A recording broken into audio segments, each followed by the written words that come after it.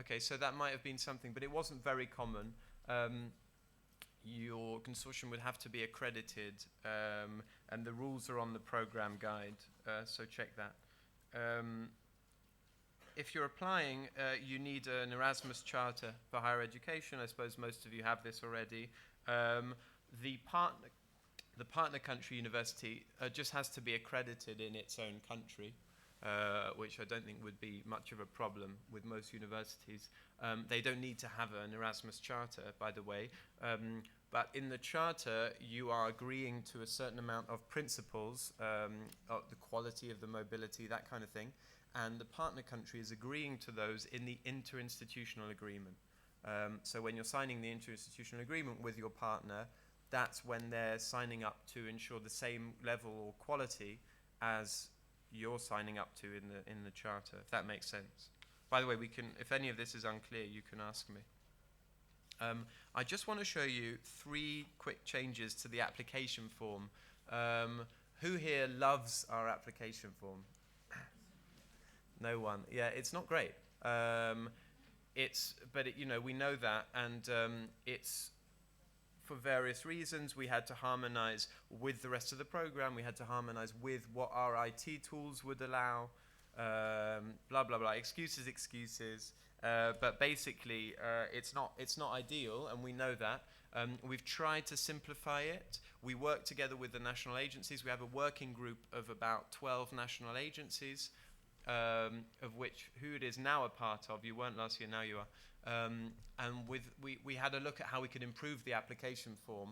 And actually, we realized that it wasn't easy to get an agreement of all the national agencies. One was saying, no, we need to do it like this. And the other was saying, no, do that. So actually, it was quite good for us because it proved that there was no agreement at all as to what the application form should ideally look like at European level, which gave me an idea of what a council meeting would look like. But we've made a few changes. Do you remember we had to, when you were applying last year, you had to say every single flow. First cycle, incoming, you had to, all the levels of flows. Now we've merged student mobility into one category. You no longer need to define the sort of cycles. For staff, we weren't able to do that. I really don't know why. That was a big sort of, we decided not to have a war with our IT people, but apparently it was difficult to merge the two staff, so now they're separate. Anyway, now, a few of you who might see what this then implies, because I said earlier for DCI Asia and for DCI and African Caribbean, there was no outgoing for first, second, short cycle. So, but then your question would probably be, well, hang on, because then how do you know when you're applying? You just say student mobility. How do they know who you're applying for? You could, do you see what I mean? You could just put student mobility and then plan on sending out some bachelor Turkish students to Africa, and that's not actually allowed in the program. So what we ask, and we've put a little disclaimer, is that in the question which says, I think it's in question 3, where you're supposed to go into the details of the mobility, we ask now, we say, if you're applying for student mobility with DCI or ACP countries, please tell us what that mobility is. Is it PhD? Is it outgoing? Is it incoming? Is it bachelor? So, again, not ideal, but I do think that this is still simplification because there was just a ridiculous number of flows in the old form, and I think now at least it's kind of going to be a bit simpler. But just in your question, in your answer for that partner country, for DCI or ACP partner countries, just be very specific on what that mobility is. Yeah, this is, you're going to say, well, this is very easy for you to say. We've added a little, we've reworded it slightly, and we've asked applicants not to repeat whole sections. By the way, this is partly due to our design of the form. I'm not saying that you're all just lazy and copy-pasting, but there was a lot of repetition throughout. And so always, and that's normal, and we expect that because a lot of the questions, especially questions 2 and 3, are quite similar, and there's overlap, and we know that, but please don't just kind of repeat the whole thing. If you've talked about your institution's internationalization strategy above, just refer to it, don't paste it again, If you're internationalization strategy for Japan is the same as for South Korea, don't repeat, refer to it, that kind of thing. It seems quite obvious advice, but that was, I think, part of the reason that many people were marked down, but we can talk about that later. And now, in question one, you had to already talk about who your partner was. We realized that wasn't really always the case. Sometimes it was like a shopping list of who are all the universities that I know of in that country, in some of the applications. Wikipedia, universities in Afghanistan, boom, paste. So I know because I had to wade through them, and HUD as well, and all the national agencies, because we wanted to have a list of who the partner countries were. So now we're asking for it in a box in the application form, which is good news for you, Horde, because you don't need to go through every application. We could just extract that data and then have the data of who our partners are. It's, I think, good news for the applicants because the pick is not compulsory, so no panic. The legal name of the university, the full name, if there is a pick, put the pick. It could be validated, not validated. I mean, pick is a mess. Those of you who know pick will agree. So yeah, and it's good because I think that then that will filter out, not that your qualities are bad or anything, but I think that will filter out some of the weaker applications who are a bit vague about who their partners were. Yeah, we think, well, maybe with this, but So I think it's going to just, who is your partner? Boom, boom, boom. And then you list it. Award criteria. So this is, I think, part of the presentations that are coming this afternoon. So, but just so we're agreed on what I'm talking about, these are the 4 award criteria that you'll be judged on, assessed on. Relevance is out of 30, and for only this criteria, there's a minimum score you need to have. So you need to have 15 points minimum for relevance in your answer. And now, as I said, the total score doesn't have to be 70, but 60 to be eligible for funding, okay? You're all familiar with this, and I think the colleagues will go into this a bit later, but please, later ask me questions. And as I said, we've produced this do's and don'ts, which is essentially just some quite short guidelines to help you, the applicant university, understand the quality questions, the 4 award criteria, these criteria, and to answer them as best as you can. What it's not is an exhaustive list of everything that should be in your answer and everything that shouldn't be, but I think it's just we realized there was a need for some guidance, which is totally normal. And so we've produced this document. Some of the key messages are working together with your partner on the application. That was something that was lacking generally. I know it's not easy. It's emails that take 2 weeks, like the colleague was saying earlier, and this kind of thing. But, work together with them, try and include them as much as you can, and include their perspective as much as you can. Often it was my internationalization strategy, nothing about my partner's internationalization strategy. What's in it for them as well? And I think this is question 1. This is how relevant is it? Internationalization strategy, yours and theirs, include theirs. You'll get more points for it, you'll get more funding. And be as specific as you can in your answers, and be super specific when you're talking about DCI and ACP, of course. Was there anything else here? No. So have you seen this document? Any of you familiar with it? Not yet? Okay. It's online, and the national agency have it. So if they haven't sent it to you, then you can blame them. But anyway, no, we published it recently. It's quite good. I think it will help you.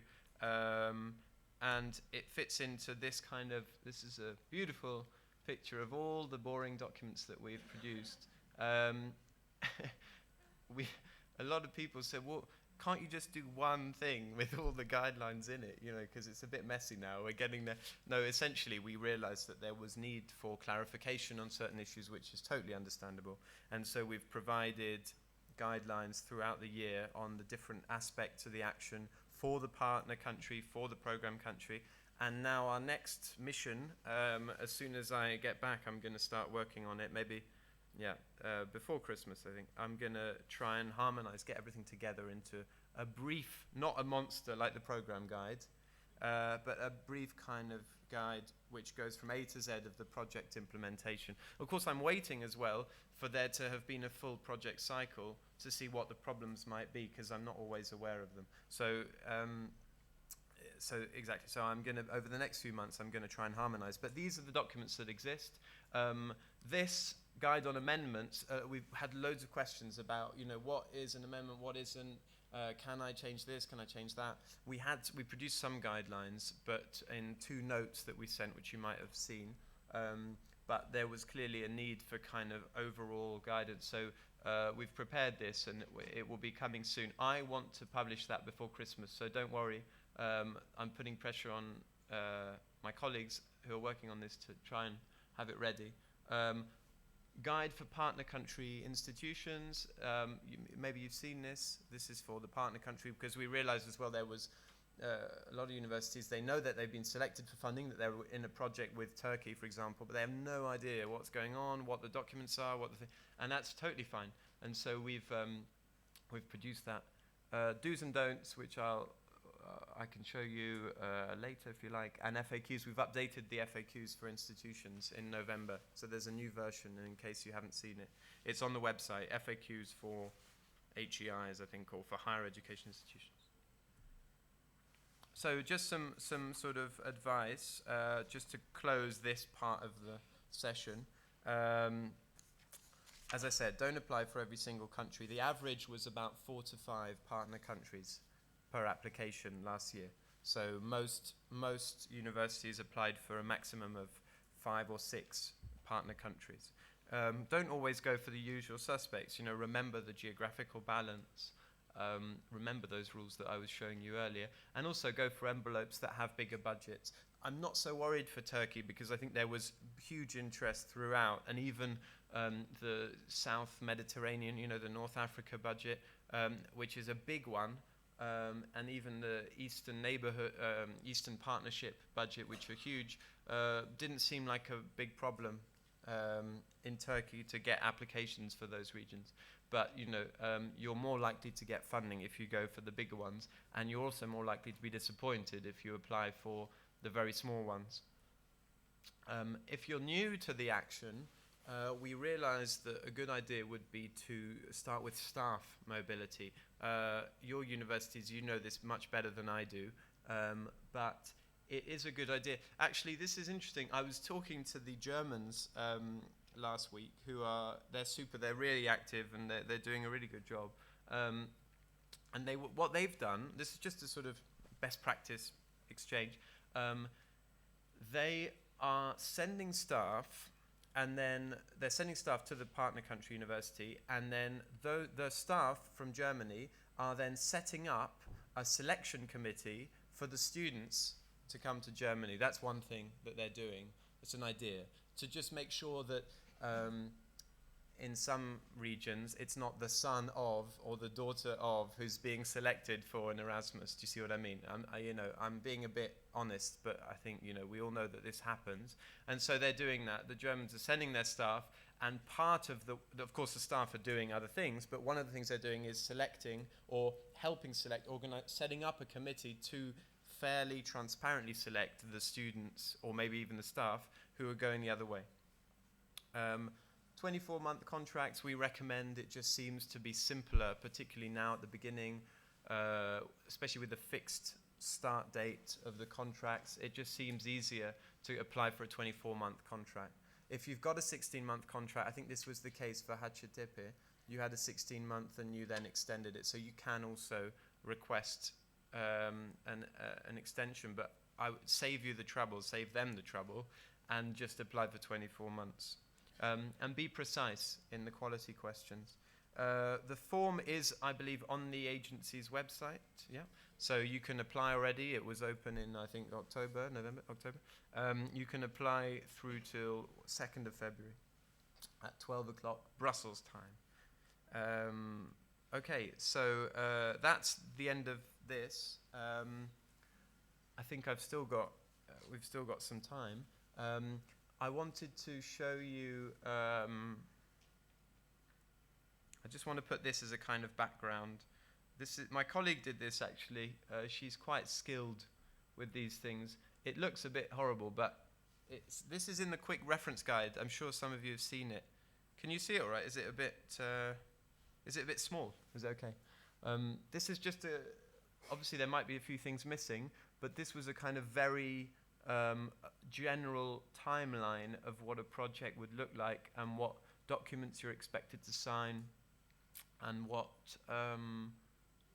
goes on then during the project. Of course, there's other aspects. There's nothing there, I think, on the selection of participants, but this is a general kind of, just to give you an idea of what's going on. I've taken out some of the things like the European Commission, National Agency, delegation agreement. I've taken that out. There's a few things out, but this might be useful. Had you seen this before?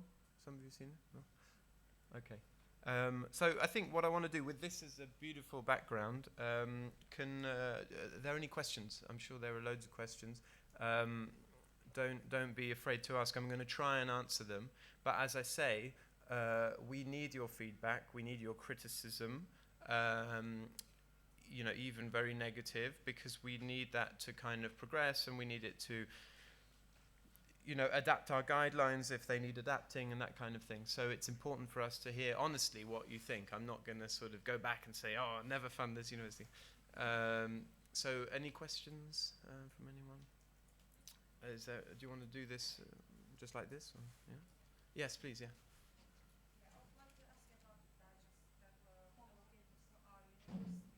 The badges. Oh, yeah. Do we have a microphone, a sort of walking microphone? Oh, yeah, thanks. There's a colleague there.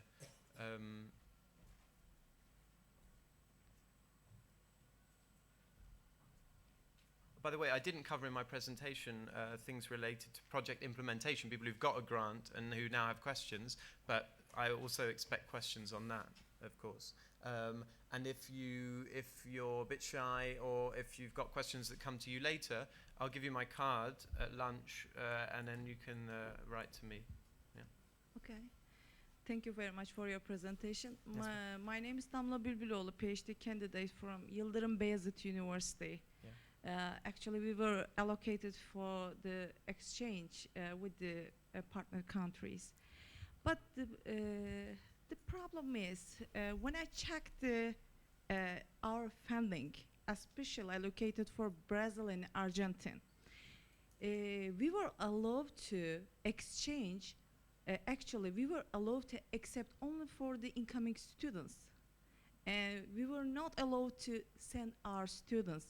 And I think there is some kind of problem, because that doesn't mean that it's a kind of exchange, because we are just accepting students, but we can't send students both Argentina and Brazil. And when we check the regulations, we are not allowed to, that transfer incoming students. For example, maybe we can make a balance between incoming and outgoing students, but I think the regulation doesn't allow me to do some kind of balance. But I would like to make some balance. For example, we would like to accept one student from Argentina or Brazil, and we would like to send one student to Argentina or Brazil. Yeah. And is there any kind of, how can I say, this kind of changes in the regulation? Flexibility. Yes, Yeah. accessibility, because can we transfer, for example, just one student to this, that outgoing student section? Is there any possibility for that? Okay, thanks for that. It's Yeah, thank you very much. Very good question, and you're not the first one to ask, of course. Thank you That's very a very much. common question. Yeah. Unfortunately, I'll start with the bad news. Unfortunately, the basic, I suppose one of the golden rules, which is in the amendment guide as a golden rule, is you can't switch incoming to outgoing during the project. I'm not sorry, Anna. Basically, that project was selected on the basis of that country and that flow direction, and then the justification given for it was related to that. So if you've applied for a project with Tunisia and you've said we need to receive staff because of the internationalization strategy, blah, blah, blah, you can't then decide to send students. Do you see what I mean? That's the kind of the key rule. And the other key rule, just not related, but related to what I'm saying, is that you can't change partner country, of course. And this is links to the Russia thing, which I'm hoping you won't ask me, but you might ask me. So you can't change partner country and you can't change flow direction. These are two of the main rules. If you've applied for funding and you've got it for that direction, then unfortunately you have to stay with it. You can change from student to staff, you can change the duration, there's various things you can do, but changing the direction you can't do. What you can do though is apply, the university can apply for that project now, before February, and get some funding for the mobility that you want. A more general point, I hope that's enough of an answer. A more general point on this kind of imbalance. Interestingly, we had lots of universities in the partner countries saying, this is unfair, you're receiving all our students, but we would like to receive yours, we want balance as well. So the partner countries were saying this. I was surprised, maybe you're not surprised. But this is quite a common thing, that actually, even for the university in the partner country, it's a good sign to have a kind of equal mobility and a balance in both directions. This is why we succeeded in getting rid of the ENI, East and South restriction on incoming outgoing, which was our first big success, I think.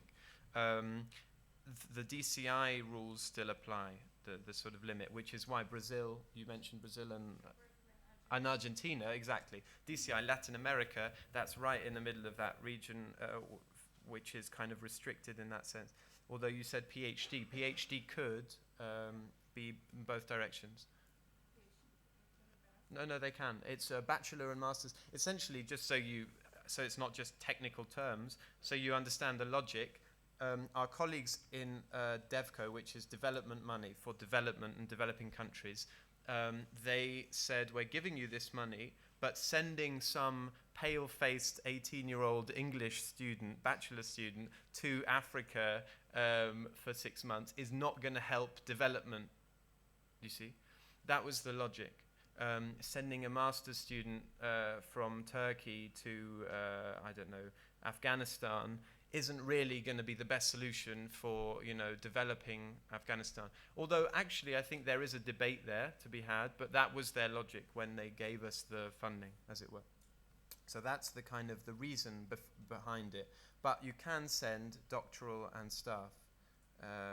So, yes, unfortunately, that is one of the main questions we get, but you can't change incoming to outgoing. That's one of the key rules. But you can apply again and get that funding. And say, in your application, say, this has worked so well that we now want to, send some Turks over to Argentina. Talk about that. Actually, we have a very good relationship. That's why we would like to develop it. Yeah. And also we increase our partnership with other universities in Argentina and Brazil. That's a way to easily help us to create, some kind of other study fields, maybe joint degree programs or otherwise. Yeah. Okay, thank you very much. No, thank you. Yeah, I'm sorry it wasn't the best kind of answer you were hoping for. We will try again. Thanks. Yes, thanks. Hello, my question is about the calendar clash. The projects selected for 24 months is ending May 31st. Yes, that's right. And the academic calendars in Turkey is generally ending like mid-June or sometimes like July. Yeah. Okay. So, very, very good point. An obvious point, a very good one.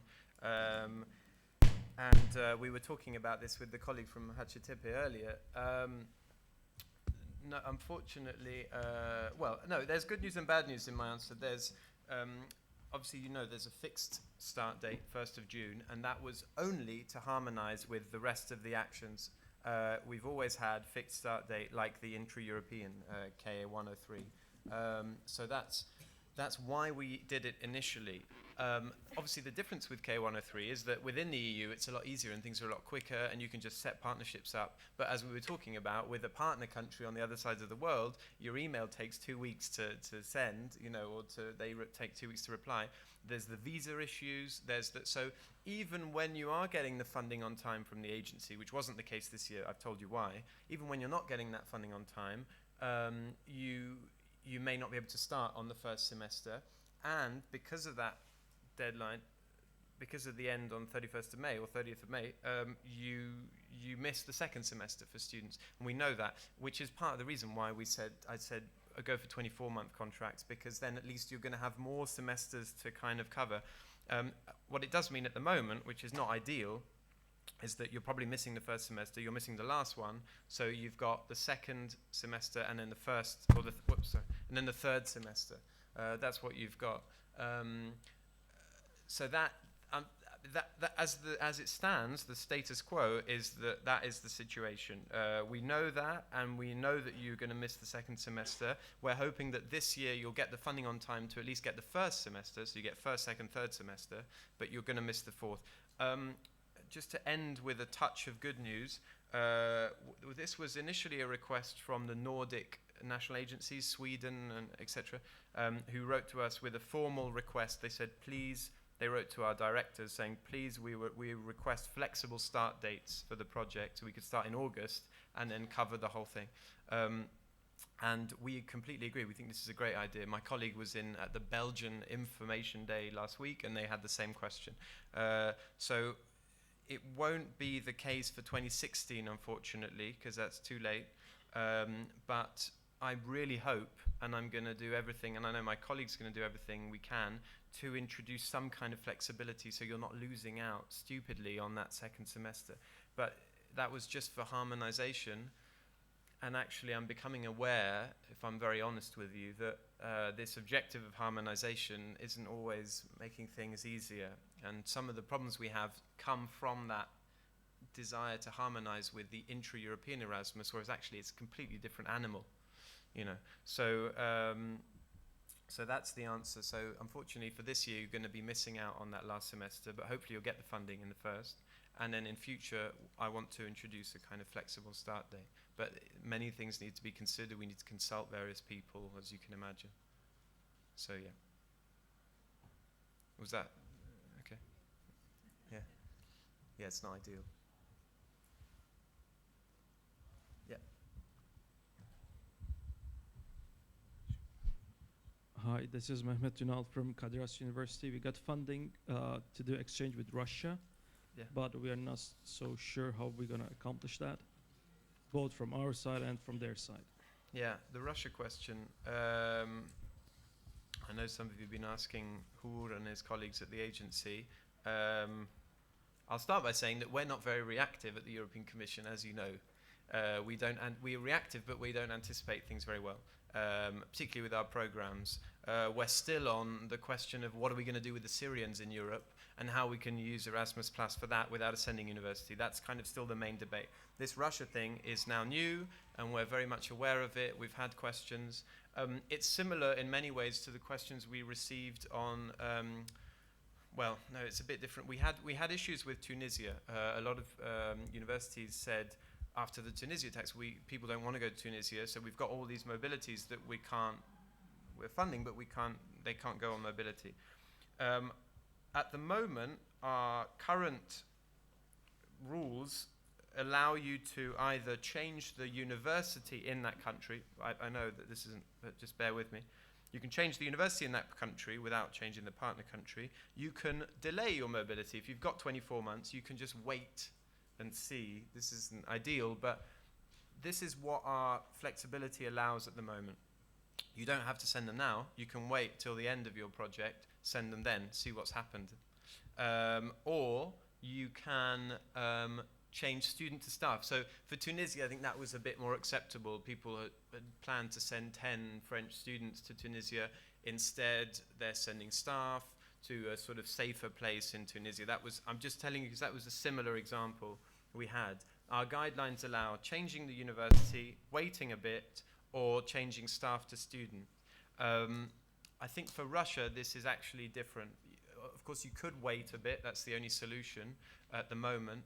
But it is force majeure. You know, you're being prevented. Your students are being prevented to going there, or vice versa. I'm not sure of the details, but I understand that's the case. So this week, I'm going to go back and we're going to look at what we can do. I think we might have to allow some kind of force majeure amendment or something. It'd be interesting to discuss with the colleagues at the agency what they think as well we can do. My guess is as good as yours. I mean, I haven't got a better solution than you do, but we're looking into it, and I want to try and do this quickly for reasons that you'll imagine. So hopefully before Christmas, we will have some kind of formal guideline as to what you can do. At the moment, the program will only allow you to wait a bit, because sending students to staff isn't, if you're being prevented to enter, then that's no point, and changing the university in Russia is no different. So unfortunately, it is force majeure, we do understand, and we're doing everything we can to try and kind of resolve that.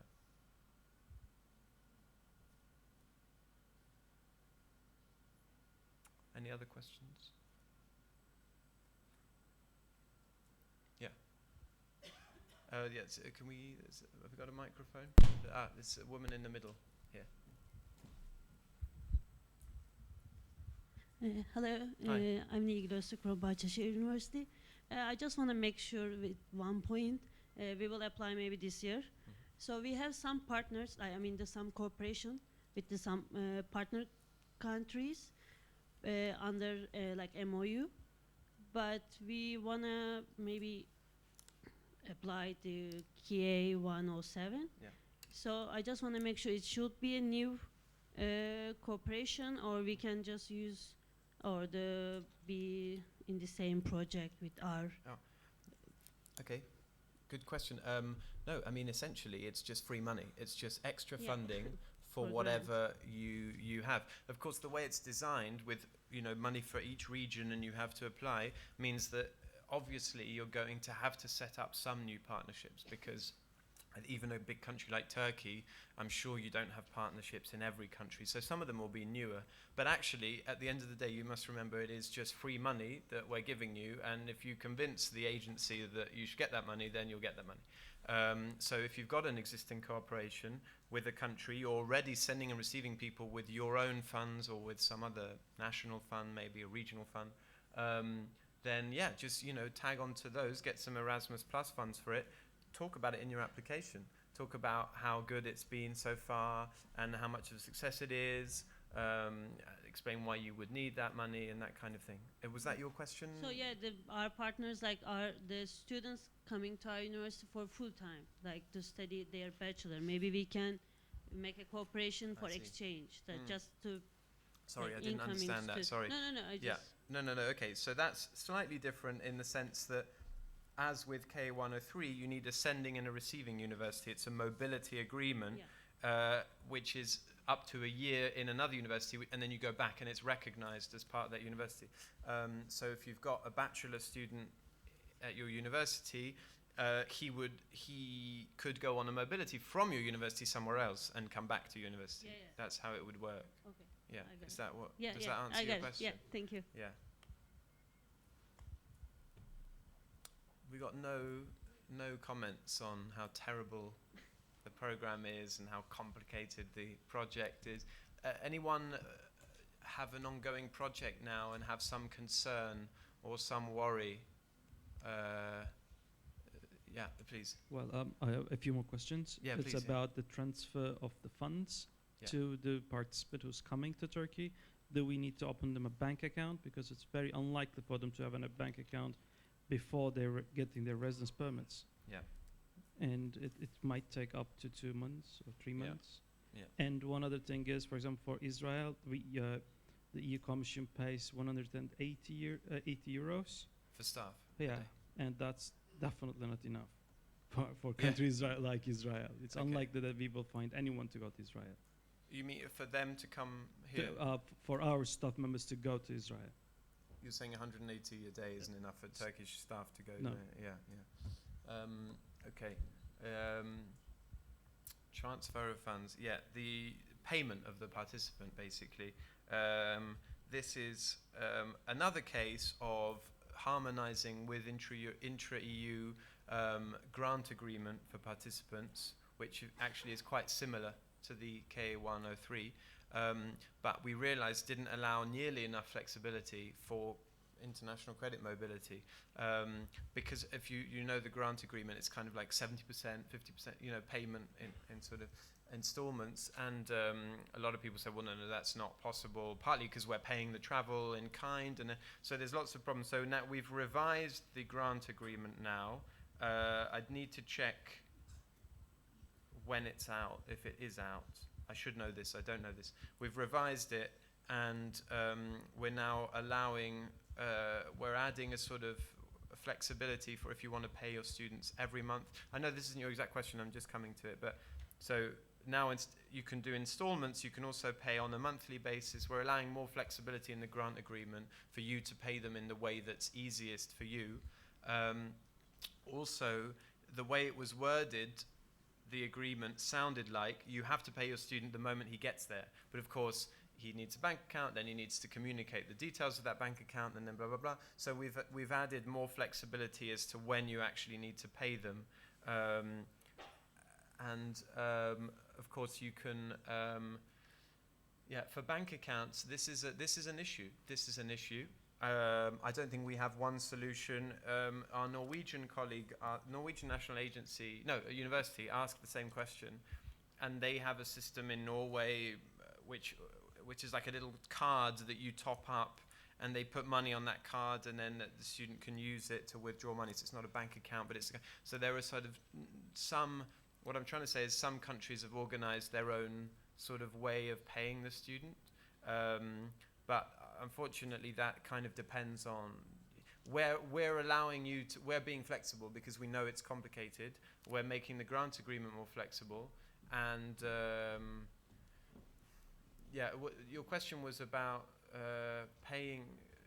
What specifically was it about paying them on time, or just how to pay them? Yeah. We have to pay them. I mean, how can we pay them cash? Of Yes. course not. Can we? Yeah, we're allowing that as well. We got that question. We have to allow that because otherwise we can't be too rigid on this action. So I just need to communicate. I know that we're doing that, and we've reviewed the wording. Have you received anything, a new grant agreement template from us? No. So then I think it's not out yet, but we're gonna send it out. I'm gonna give you an update. I think this week or next. Because to be honest, we would like to pay the students or the staff members when they are in Turkey. We don't. No. That's fine, and we allow that. We allow for that. I mean, the grant agreement should allow for that. They come. They tell you they're here. They open a bank account. They give you their details, and then you can pay them. Okay, for staff members, if they want to open a bank account, we have to pay them cash, which is fine, because they cannot open a bank account in 5 days. No. Exactly. So we're going to, and you can't transfer, or you could alternatively transfer onto their national account and charge the costs of the bank transfer to either your organizational support But when they are in Turkey, or the individual after coming support. to Turkey. But couldn't you, for staff, I don't know, I'm just thinking aloud, Yeah. couldn't you pay them on their national account before they come? And the transfer charges, you just charge them to the OS grant or to the individual support? You just say, I've Yes. taken this much off your individual support because... Just to be on the safe side. Yeah. No, I mean, the whole thing, there's many questions that arise from paying the participants. We haven't really gotten too involved in that. We don't really know. Each country has its different sort of setup. Some countries have found solutions, others have found different solutions. All we can do is just make our grant agreement as flexible as we can. And if you do a kind of, it'd be good to speak to the agency as well, see what they would allow, see how flexible they'd be willing to be. You know, if you're paying them in cash, then have some kind of proof of payment or something that you would attach to the agreement, dated and signed. I don't know. Let's have a little chat about that, because this opens a whole new sort of set of problems. I think the cash thing is a last resort. But you can totally pay them once they're here. You could also pay their travel. You could also buy their ticket yourself and then just write that down on the grant agreement, have some proof of payment that you've paid that. And so then they can come and then you can pay them once they're here. There's different options. Yeah, sorry, you do want to add something? That's all right, thank you. Yeah, and then Israel, more money is what you're saying, basically. I mean, it's a contribution to, it's a bit like the Erasmus intra-EU. It's never really enough, is it, for the mobility? It's just a contribution to that. It's not a scholarship that we're funding. It's some support grant. You know what I mean? I doubt that there's any flexibility. I mean, I'll write it. I'm going to take note of it and share it with my colleagues. Just simply what I'm saying is some countries are more expensive than the others. Yeah, they've tried to kind of, you see there's that sort of distinction of three groups of countries. Partner countries are just, well, of course, yeah, Turkish going to the, coming to the EU, there's a distinction. But going there is, yeah, you're right, it's the same. No, I mean, I take note of that, and thanks. Yeah, you had a comment on the... Is that? Okay.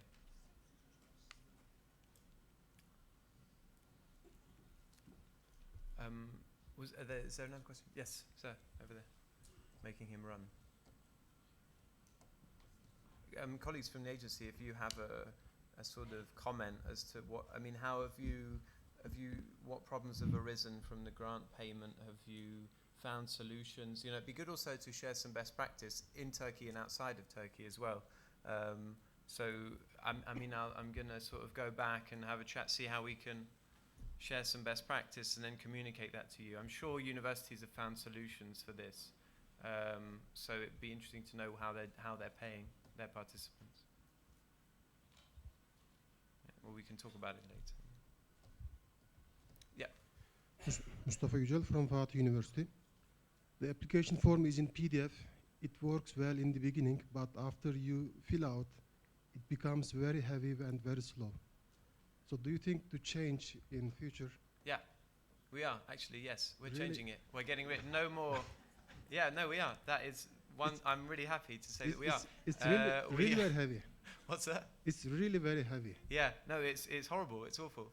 And we are now moving to online application. I think from 2017. I think from the next call. I hope from the next call. They've been working on it for ages now, and it will be, when you apply like to a master's course or something, it's online now in many universities, and it will be similar to that. They promised a whole series of amazing things. I don't know whether they'll deliver, but I think they're going to try and your partners will have edit capacity or view, I think view only, but will be able to comment, so you can work together physically with them on that application online. So they can comment, they can add sections, there'll be a sort of track changes function, so you can see, they can talk about their internationalization strategy, you can talk about yours. Different people from your university can contribute, so that's what they're looking at. Hopefully it's going to be a lot better, and it will all be online. I think by 2017, if it's not, then someone messed up, basically. Thank you. So last year you'll have to bear this form. Please. That's good, we're getting some questions. Anyway, you can always write to us, and I'll give you my card after. Yeah. I wanted to ask if two Turkish universities have a partnership with one university in the partner country. Yeah. When it's evaluated, both of us applied for mobility with this university. When it's evaluated, would it be each application will be considered separately, or would it be with that university, because we are applying for the same university, would it be considered that there are two applications for the same university, so we just eliminate one? I see. So two different Turkish universities are applying for a to the partnership same one. with the same one in the, and would there be any discrimination? No, actually, I haven't had that question before. No, each application will be evaluated on its merit. There should be no discrimination. I mean, some countries, like Serbia, for example, all cooperation with like 1 or 2 universities, and everyone has applied for that. You know, some countries just have Malta. So no, there's no discrimination as to the number of partners. If if both applications are good and the projects are valid, then you should get funding. Yeah.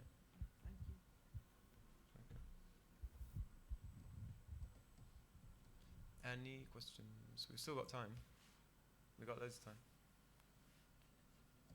Too much time. Yes, the man at the back. Okay. I think it's for the recording. You know, they want to record it. So. Hello, Murat from Barton University. I wonder if there is any priority in terms of academic programs, like humanity versus engineering or something like that, in the projects. Yeah, good question. No, not at all. I mean, in fact, I think variety would be a plus, if anything. This is really just pure mobility, regardless of who with. The Italian universities are sending and receiving musicians and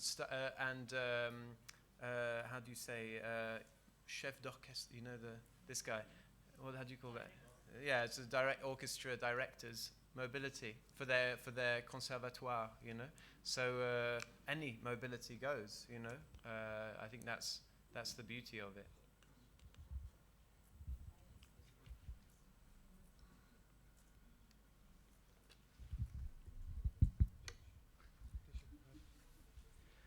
Hello, I'm Mustafa from Istanbul Zaim University.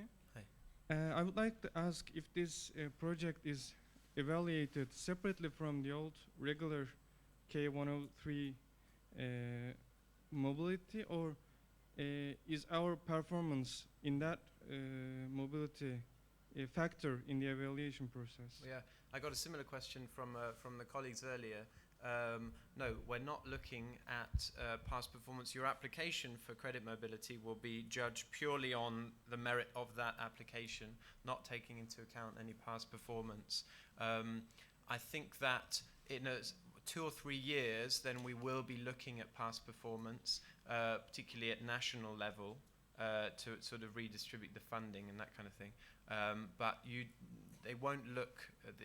The assessor should be independently looking at your application without considering whether it might be super good, your performance, but they won't look at it. It will be, but you can talk about it. I would talk about it. The first question is relevance of the mobility project, and there you should talk about it. Asks you specifically, do you have experience with mobility, with credit mobility, with that partner country or another country? Talk about how successful it might have been, that kind of thing. So, include all of this in your application form, definitely. Those of you that make me think, those of you who got funding, who have currently got a credit mobility project now, who are applying again, talk about that in next year in your application form. Don't pretend that it hasn't happened unless it was a disaster. Talk about how it went and the successes and maybe some of the challenges that you face and how you might overcome those and that kind of thing. I'm sure you'll go into this later with Selene and the colleagues. But, yeah.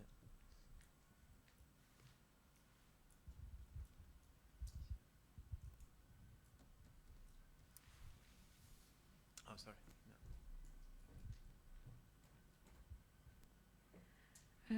I just wanted to be sure about your comment, which you said that newcomers think about starting with staff mobility. I think for both staff mobility and student mobility has to be introduced within the context of a project, right? I mean, in other words, it will not be the same as we currently exercise sending the teacher for 1 weekend, making her teach for 8 hours, and or exchange students. It will not be the same like that, right? So I don't think I understand your question. So, sorry, can you just? I mean, staff mobility has to be introduced as a project. Yes. Under the umbrella of a project, and that project needs to exchange the teaching staff, right? Whereas what would you mean you're thinking of just, if I understand correctly, what's that?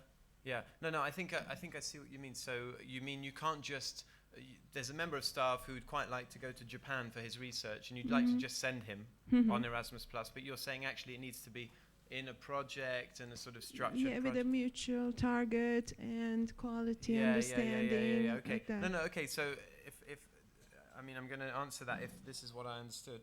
No, we got to. This is important, I think. University of Malta last week, Malta, told me, yes, we have a member of staff, an academic, who would like to work on his research with his partner in South Korea, and he needs to go there and come back. Just one guy, and they know it's him. There's no selection process because they know it's this guy. They were applying thinking of this guy, and they just want him to go there, and that's fine. You know, in your application, just talk about that. Talk about the importance of the research, or the project, or not the project, but that kind of partnership that they're working on. You know, again, another comment was, but we don't have an internationalization strategy with that country. We just want to send one member of staff. Well, I would say that. I would be honest, you know, and say that, you know, maybe talk about the future. Maybe talk about how that staff mobility might later develop a kind of future partnership or that kind of thing. I'm just sort of thinking aloud, but maybe we might get some comments later on this, but I think that's an important thing to remember. A question that comes up a lot is, yes, you want there to be a fair and transparent selection process and of the participants, but I just want to send my teacher to give a class and come back. And that's fine. I mean, you know, if you're sending 6 or 10 students, then yes, have a selection process, make it fair, publish it on your website, put a word outside your international relations office so everyone knows that these 6 people are going, that who can go and how they're being sent. Make sure it's transparent, make sure it's fair. If you're just sending one member of staff or 2 that were people that you were thinking about when you were applying, then you don't need to have a selection process. I mean, it's common sense, but do publish it, do make it super transparent. Say, this guy is going over there on Erasmus+. What my question was about is not exactly the selection process. I mean the aim of sending those students, for example. Those students will go to X country, yes, okay, and then what? And this has to be served for a purpose which has already been depicted in a project. Do you make this mandatory? What I was asking. Otherwise, it was quite similar with normal, regular exchanging students. So what I understand. No, I see what you mean. Of course, I think this is, you're touching on the main difference with your intra-European Erasmus, where you just apply for funding and get it. Here, it's different because of the different priorities, because of the small amount of resources. You have to convince the agency, of course, that, you know, it's not just, you're just sending a student that you quite like to have a good time for 6 months. It needs to be in a kind of bigger project. So, yes, by all means apply. Try and convince them, talk about maybe the future of that, even though there is no project, maybe talk about, but you might not get funding for that. I mean, if it's not in a kind of broader, but I'm sure there is always some justification. I'm sure you're not just sending someone. I'm sure there is some kind of idea behind it, or that university or that country, maybe, I don't know. Perhaps this would be, sorry? Perhaps this would be something.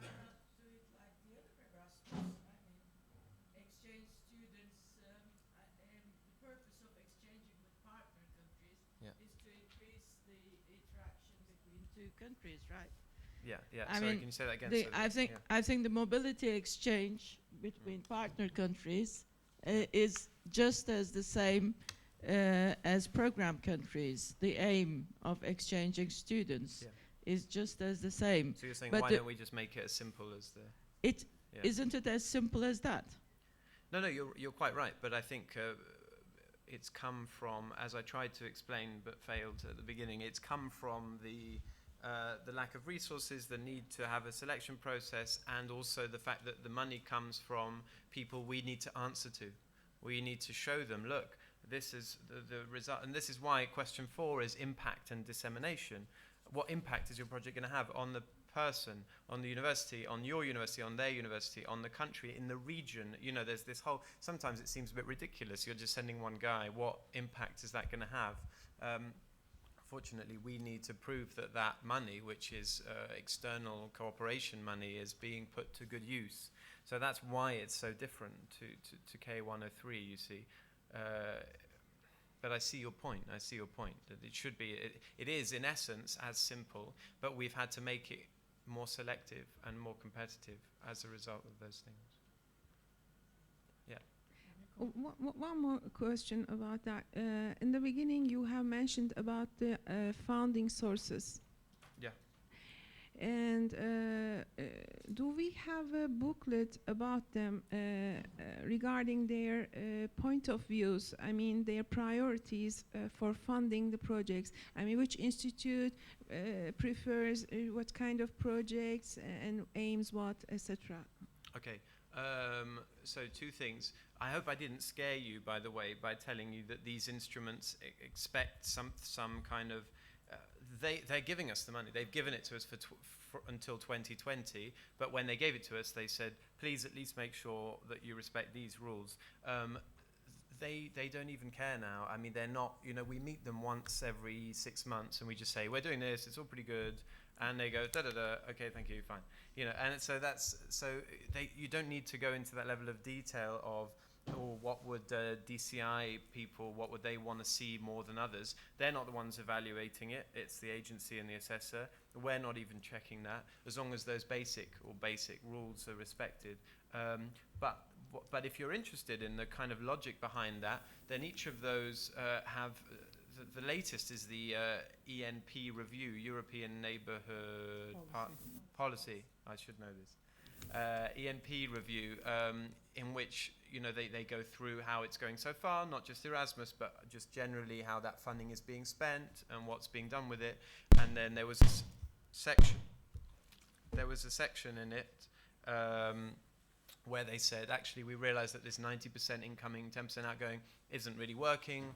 A lot of money is being lost. The UK isn't able to spend all of its money on that, so let's just take that off. So in there is you get an idea of how the reasoning is behind that, but you don't need to worry about that level of detail. In a lot of our guidelines, we do talk about the different rules for geographical balance. In the do's and don'ts, it starts with, what you need to be looking out for, what you need to be, I